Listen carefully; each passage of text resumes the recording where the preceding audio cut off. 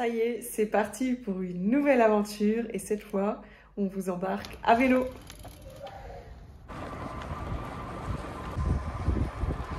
Bon allez, cette fois-ci on a un vélo.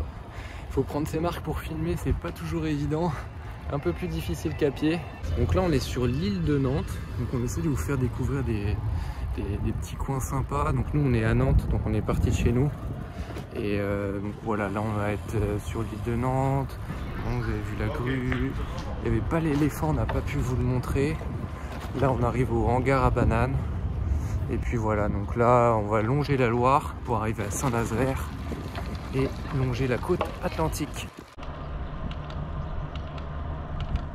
46 km, je suis déjà en difficulté, j'ai très mal à mes cuisses, au-dessus de mes cuisses. J'ai pas l'habitude de faire du vélo. Du coup, petite pause à nouveau, une petite pomme pour me rafraîchir les idées. Et puis bah, on va y aller tranquillou, hein, c'est la première journée, on va pas trop forcer, on va y aller tranquille pour s'habituer.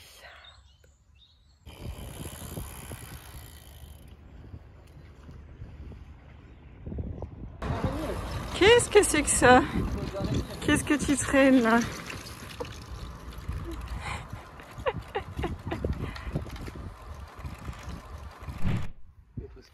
Encore une pause.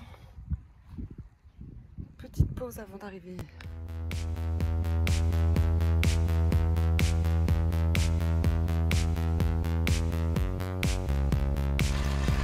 Voilà le pont de Saint-Nazaire. On arrive dans pas très longtemps.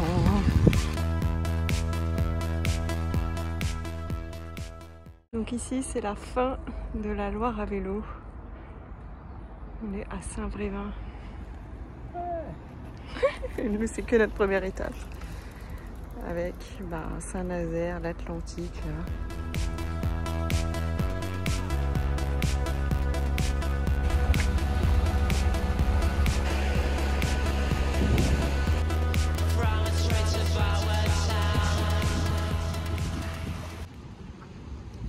Premier repas en bord de mer.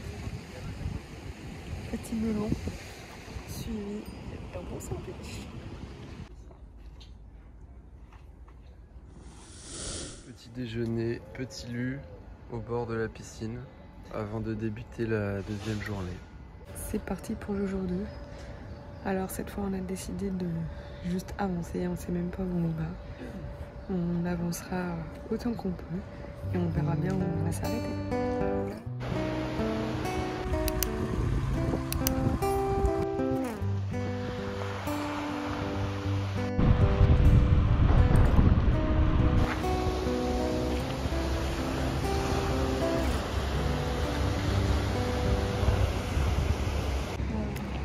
Donc là, l'avantage qu'on a, c'est que pour l'instant, au niveau des repas, c'est que on prend aucun repas dans les sacoches. En fait, on prend un repas à midi, on s'arrête dans une ville, on l'achète, on le mange tout de suite. On a quelques bars et quelques graines, mais c'est tout ce qu'on a en prévision si on a faim. On n'a pas d'autres repas, quoi. On n'a pas pris de réchaud en fait. On n'a pas pris de réchaud, je pense qu'on vous fera peut-être on vous montrera en détail ce qu'on a pris, notre équipement, etc. Mais on n'a pas de réchaud parce que voilà, on passe quand même souvent dans des villes, donc on a le temps d'acheter de la nourriture tous les midis, voire même tous les soirs. Donc aucun problème de ce point de vue-là.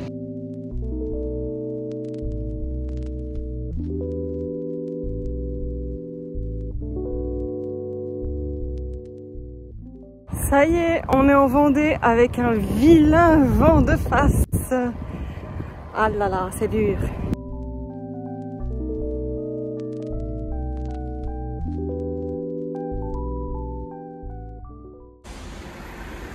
Toujours une petite place pour les chips. Après une bonne petite douche, repas du soir, au camping, on a planté la tente. Petit sandwich. Et puis ça, la bonne franquette, hein. On est assis par terre. Pas de table ici. Ouais. Allez, on débute le jour 3. Il est 9 h du matin, on vient de plier la tente. Et là on quitte le camping, c'est parti. Donc là aujourd'hui on va passer devant l'île de Noirmoutier, direction les Sables d'Olonne. Et puis on va bien voir où ça nous mène. Petite pause à Saint-Jean-de-Mont, vue sur la mer.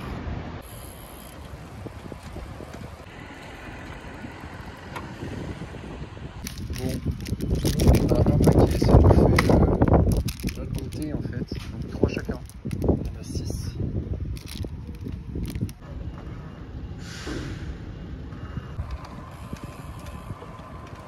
Bon, on était venu ici avec Eline un week-end au niveau des sables, donc on connaissait un peu le coin, les routes en vélo, etc. Les randos. Donc là on retrouve un peu ce coin, bah, c'est toujours aussi sympa, hein. Franchement c'est ultra détente. Il est 9h, on a oublié de se lever. On était fatigués hier, on n'a même pas pu regarder le match France-Nouvelle-Zélande, le match de rugby. On était tellement HS. Voilà, il faut repartir. Donc là, objectif 10h pour remballer. Bon, voilà, c'était notre place pour le camping. Maintenant, il va falloir remballer. Comme on vous l'avait dit, on n'a pas pris de réchaud. Donc le matin, il n'y a pas de café. On mange juste des gâteaux. Et en fait, on achète ensuite notre repas du midi directement dans un supermarché qu'on trouve dans une ville. Voilà. Et pareil pour le soir. Donc on a 0 repas dans le sac, à part 2 barquifs et des graines.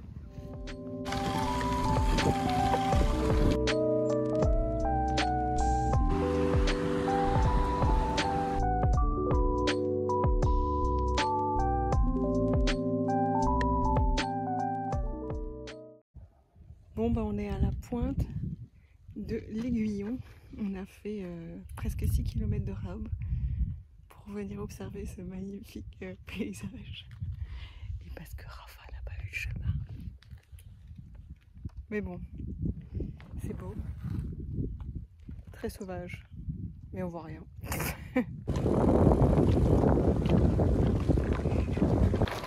Ça secoue parfois. Bon, aujourd'hui, le soleil n'est pas caché par les nuages. Donc il a fait très très chaud. Je crois qu'il a fait 31. Et on a vraiment plus souffert de la chaleur. Heureusement, on a fait une grosse pause de midi à 14h30, quelque chose comme ça. Non, midi 45 à 14h30. Et on s'est bien posé à l'ombre. Ça nous a permis d'éviter de rouler pendant les heures les plus chaudes. Et bon, on verra ce soir si on a attrapé des coups de soleil. En tout cas, les litres d'eau descendent avec cette chaleur. Il faut qu'on pense à se ravitailler à chaque village pour être sûr de tout avoir.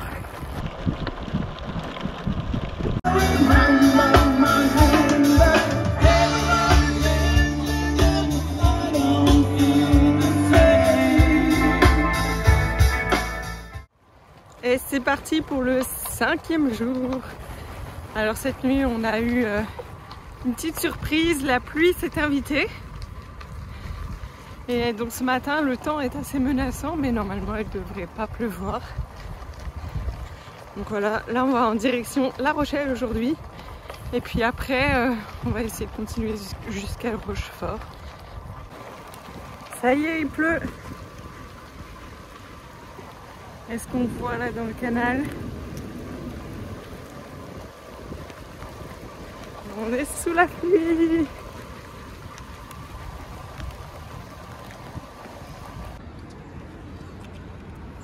Regardez comment j'ai du mal à descendre du vélo.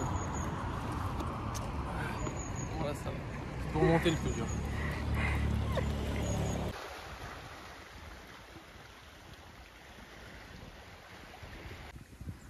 On vient de trouver une chenille qui a l'air morte. Et regardez la taille de la bête. Énorme. J'avais jamais vu ça.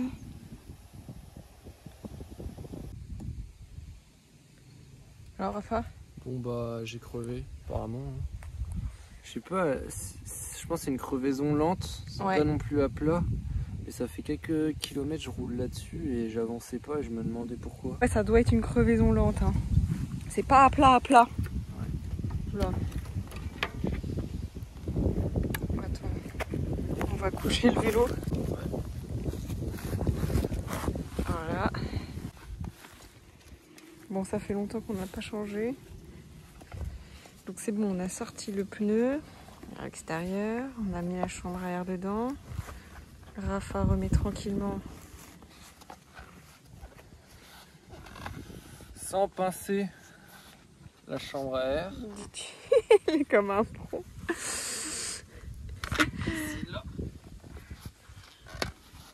Oh là là, on n'a plus tous nos neurones à cette heure-là. Hein. Tu fais ces compétitions. Voilà, un pro. Ensuite, prochaine étape, Rafa. On va gonfler.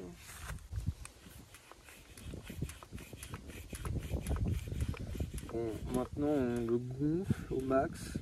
Le problème c'est qu'on n'a plus de chambre à air de rechange. Donc si quelqu'un crève, on a des rustines. Si, on va essayer de réparer l'autre et demain on va voir si on peut en acheter une. On est à comment ça s'appelle? Rochefort. Donc il y a bien des magasins. Putain, les vélos sont dégueulasses à cause de... On roule dans le sable quoi, du coup on est sableux, Poussiéreux. poussiéreux. Il y a du... Ouais, ça fait de la peine de voir ça. C'est très sale. Ouais, c'est pas très bon pour les vélos. Hein. Et voilà, le pneu monté. Donc là, Rafa accroche sa sacoche maintenant.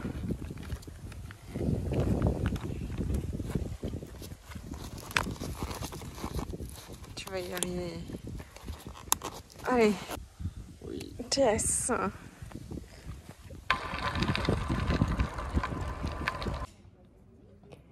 Quand la toile de tente se transforme en penderie.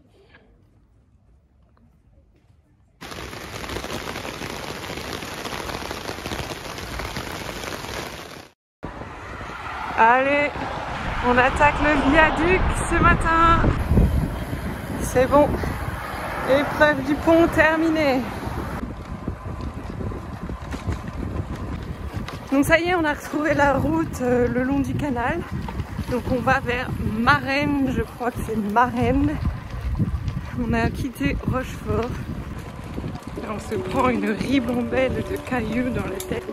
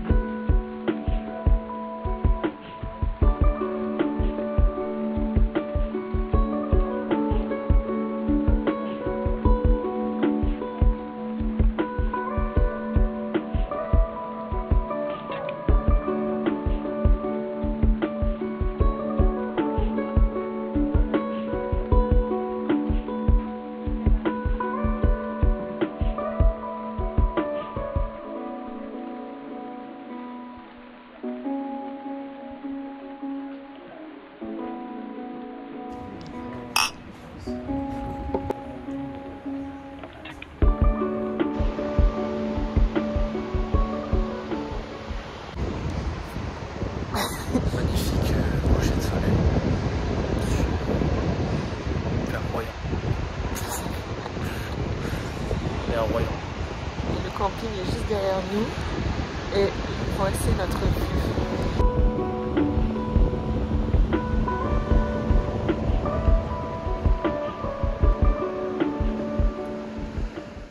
Allez, c'est parti pour une nouvelle journée.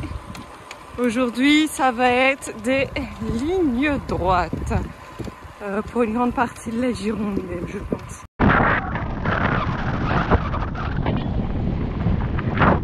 Vous voyez là, Et du coup,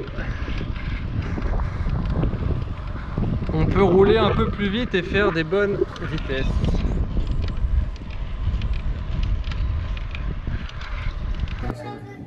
Qu'est-ce qu'il y a?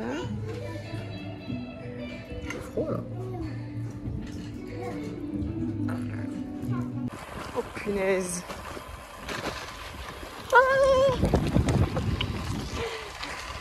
Oh punaise. J'ai failli m'ensabler. Bon, le chemin qu'on vient de prendre, en fait, c'était un itinéraire VTT. Bon, c'était pas la Vélo Odyssée. C'est Rafa qui nous a trouvé. En Vendée, c'est un itinéraire classique. En Vendée, ça, ce serait un itinéraire classique. Enfin, classique pour la Vélo Odyssée, quoi. Tellement... parfois, c'était très rocailleux. Mais bon, avec nos vélos, ça passe. Mais je comprends que les autres... en fait, on a vu pas mal de personnes qui ont entre autres des petites charrettes derrière, enfin, je sais pas comment on appelle ça, et ils mettent des chiens dedans. Et en fait, ils peuvent pas prendre tous les itinéraires de la Vélo Odyssée parce que bah, les routes sont trop mauvaises. Ou alors, aussi souvent, on a vu des gens avec des gros bagages. Et par exemple, ils peuvent pas passer entre les barrières. Ouais, voilà. Ils ont des sacoches trop larges. Ils peuvent pas passer entre les barrières. Parfois, il y a des barrières au milieu de la piste cyclable. Enfin, je pense que vous voyez ce que je veux dire. Et en gros, ils peuvent pas traverser ça. Ils sont obligés de passer à côté. Ou, enfin, bref, trouver un autre chemin. Pas toujours facile.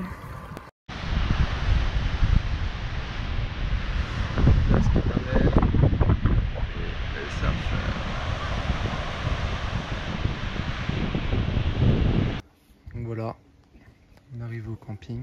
Aujourd'hui, petite sortie de 109 km. Je vais vous montrer le tracé là, mais c'était une énorme ligne droite, une gigantesque ligne droite de presque 109 km. Mais on a retrouvé le bitume, du coup ça nous a permis bien d'avancer. Ça roulait bien. Et du coup, Eline a pu faire son premier 100 km à vélo. Voilà. Bon, hier soir aussi, on a eu un petit souci. Au moment où Rafa est rentré dans la tente, il a dû rentrer un peu brutalement. Il a dû s'asseoir en fait sur la porte et l'arceau de la tente a craqué. On a entendu un gros crack et la tente était sur notre tête. Donc c'était pas très cool puisqu'il était 21h, l'heure d'aller au lit. Il faisait presque nuit déjà. Et donc je vais vous expliquer ce qui s'est passé. En fait, c'est au niveau du Y de la tente. Ici, cette pièce métallique grise, en fait, elle est vissée à l'intérieur de ce gros truc rond ici. Et en fait, pour X ou Y raison, je ne sais pas, mais ça s'était dévissé.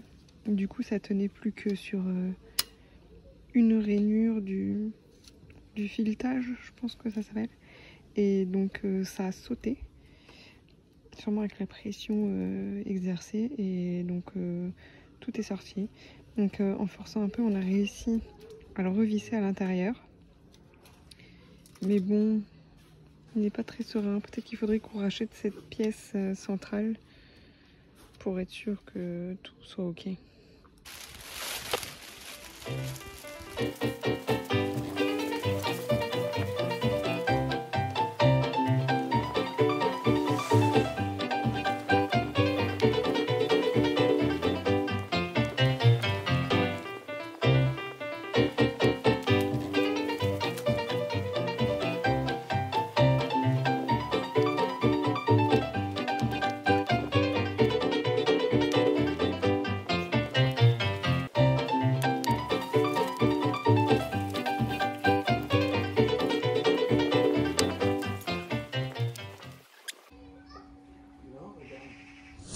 Par le Tech. Comment, Rafa? Ils vont nous faire passer par la ville de Tech. Ah. Bon là ça fait déjà 2 heures qu'on roule. Et on s'approche de midi. On va en direction d'Arcachon. Et ben dans la prochaine ville, il faudra qu'on essaie de trouver un petit coin pour manger. On va essayer de viser un supermarché, hein, ça nous coûtera moins cher. J'ai de plus en plus mal aux fesses. Rafa a très mal aux fesses. J'arrive pas à récupérer. Ouais. Allez, go, go, go, en direction de la dune du Pilat. Première fois pour Rafa. Ça monte, ça monte. Allez!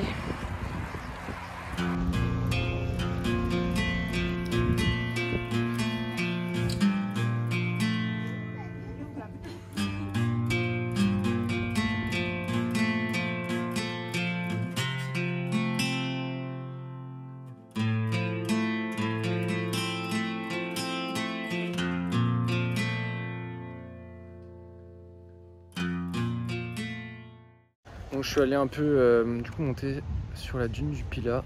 Donc c'est plutôt impressionnant, je savais pas qu'elle était aussi haute quoi. Donc on peut apercevoir plein de choses de tout en haut. Donc il y a une belle montée quand même dans le sable. Et de là-haut on apercevra quand même la forêt, les landes qui ont brûlé quoi. On peut bien apercevoir les coins de forêt qui sont tout noirs. Et ouais, c'est assez impressionnant parce que je pense que c'était l'année dernière ou il y a 2 ans, on pouvait pas faire la Vélodyssée à ce niveau-là parce que il y avait les feux.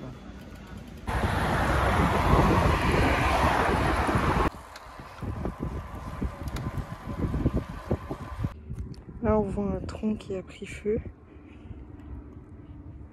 Mais l'arbre est en vie. Et ici,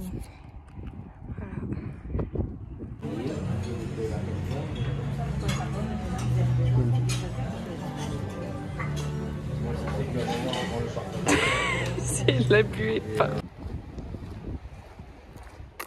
Ça y est, on est à nouveau sous les averses. Le temps est gris. Belle petite averse là.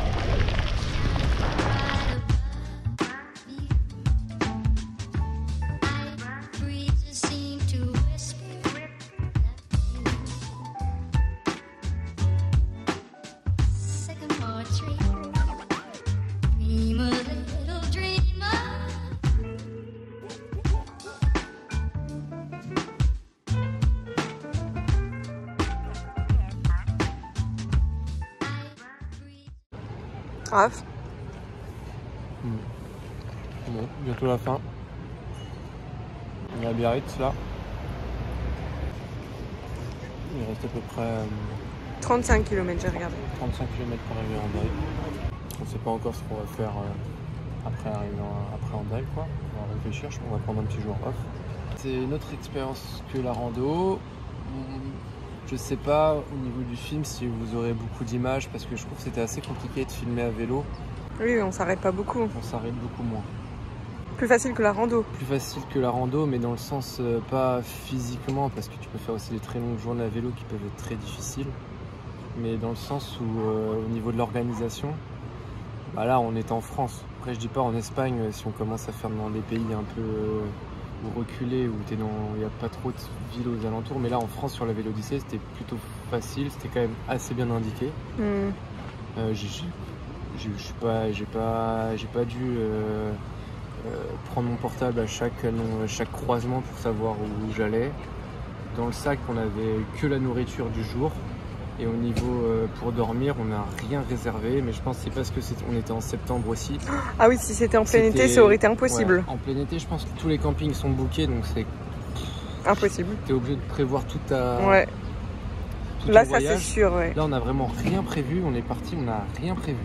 Donc on partait le matin et juste on pédalait et à midi, on allait rechercher un peu le camping où on allait dormir. Sachant qu'on faisait à peu près 80 km dans la journée, donc on faisait 40 km le matin, 40 km l'après-midi. Donc au final, ton seul souci, c'est genre juste pédaler. Si tu pars à la même saison que nous. Ouais, si tu pars en septembre. Si tu pars en juillet-août, je pense que c'est pas pareil.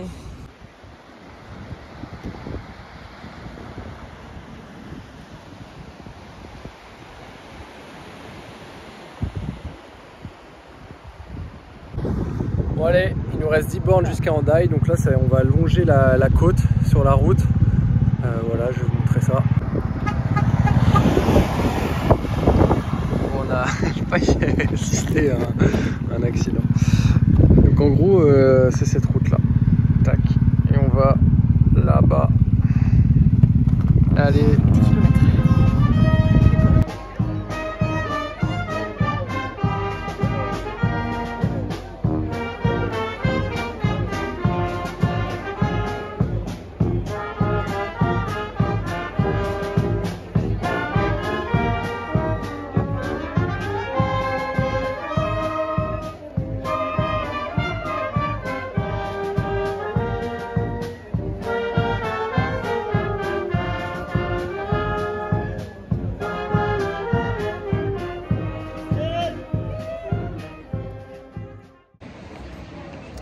C'est la fin. C'est la fin. En gros, un truc face à la mer Noire.